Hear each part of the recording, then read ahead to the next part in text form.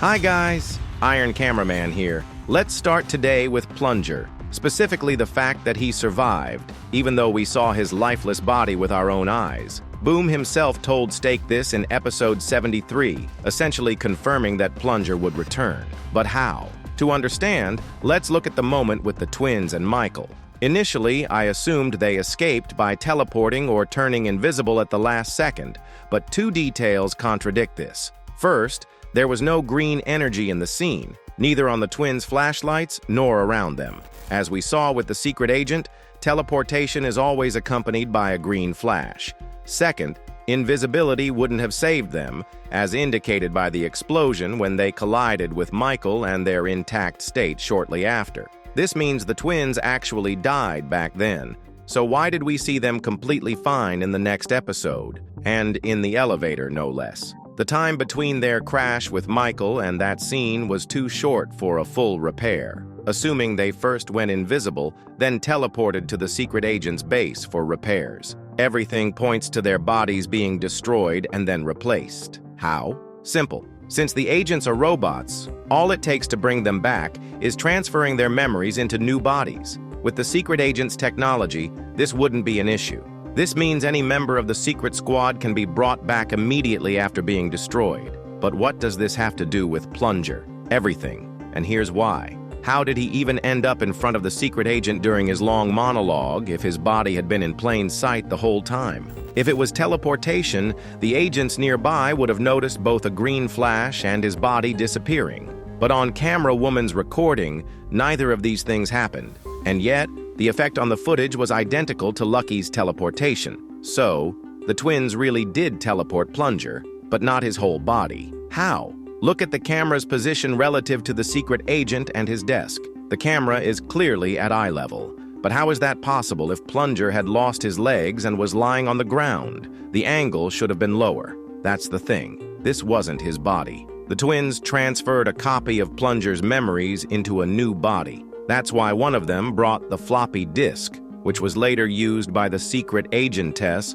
to recruit a new agent for the secret squad. This also explains the secret agent's monologue to Plunger. It wouldn't make sense if he was just going to kill him right after. The secret agent's plan was to erase the evidence along with the first Plunger. He even explains it himself. A bigger threat is coming, so some things must remain secret. Thanks to the element of surprise, which we know from the future dialogue between the UFO and the Duchess, it was possible to save Titan Cameraman. That's why the secret agent couldn't reveal himself too soon. But there was no need to permanently eliminate Plunger either. First, if the cameramen found out, they'd see him as an enemy. Second, Plunger was a valuable ally. He not only inspired the cameramen with his actions, but also played a key role in taking down the scientist. That's why the secret agent transferred his memories into a new body and destroyed the old one. Then, using the floppy disk, the new Plunger was hacked, gained new abilities, and joined the secret squad. This way, there would be no conflict with the cameramen in the future, while the secret agent kept a strong ally in Plunger and maintained the element of surprise against Astro.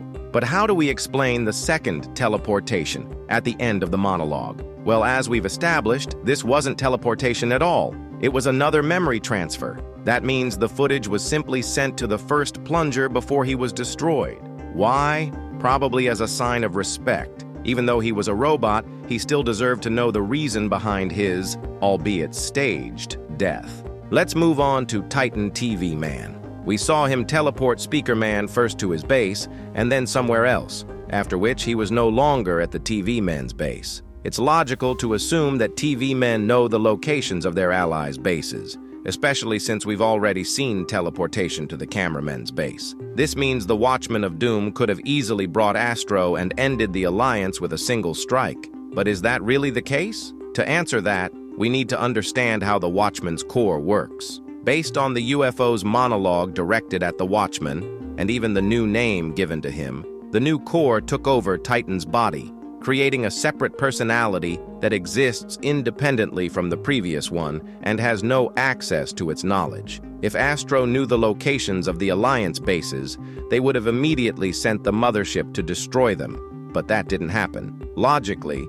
because the new core doesn't have access to that kind of information. And from a storytelling perspective, if the Alliance had suffered such a devastating blow, they wouldn't have been able to recover, meaning the series would have ended with Astro's ultimate and irreversible victory. Now let's talk about Juggernaut's son, specifically the fact that he survived. Yes, not a theory, but a fact. In the updated episode 75, after being hit in the head, the right lens of his mask dims. However, after Juggernaut speaks to him, he lifts his head and his lens lights up again. Did he come back to life? It's all about his resilience. Juggernaut's race may not be part of Astro, but they seem to have either natural regeneration or artificial regeneration, possibly due to genetic modifications, hinted at by their red eyes, while Skibidi Toilets have yellow ones. Later, when Juggernaut rips off the roof, his son reaches out to him, and at the end, Juggernaut says to G Toilet, "You hurt my baby." The word hurt means to injure or wound. This means that even Juggernaut himself confirms that his son was hurt, but survived. Now let's talk about why agents are bigger than humans. Boom himself confirmed that agents used to be human. We also see this in flashbacks with Camerawoman, Plunger, and TV Scientist back when they were human. The answer lies in their design. Based on these flashbacks, agents didn't exist before the Skibidi invasion, meaning they're combat robots, and their size plays a role in increasing their physical power. That's why bigger cameramen are much stronger than regular ones. The biggest misconception about agents is that they're all cyborgs instead of robots. The key difference is in their origins. Cyborgs are made from humans, while robots are built from scratch. But if agents really used to be human, then how were things like the toilet camera, the wheeled drone camera, or the flying drone created? There's physically no space for human organs in them. And how would they even get nutrients if agents can't eat or drink? What about Titans, or tech like flying speakers and cameras? Why don't TV men and speaker men have eyes for normal human vision? Why aren't cameramen equipped with something as simple as speakers to talk? A human cyborg keeps essential human traits, but robots aren't limited by that. So how do we explain Camerawoman's memories, which clearly used to belong to a human? Kathy? Simple.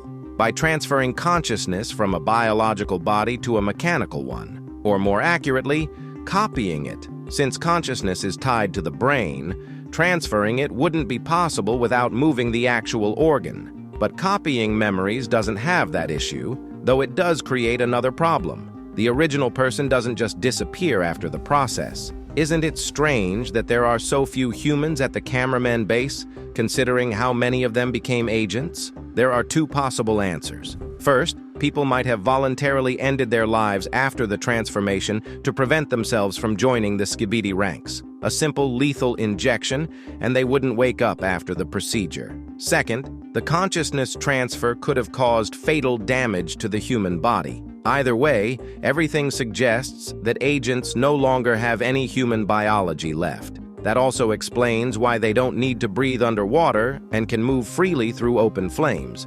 In both cases, their bodies would be deprived of oxygen, but without internal organs, that's not an issue. That was your theory. Well, part of it. So be sure to leave your new ones in the comments, share your thoughts on what we discussed, and subscribe so you don't miss more breakdowns and other content. Also, drop a like if you enjoyed the video. This was Iron Cameraman. See you next time, friends.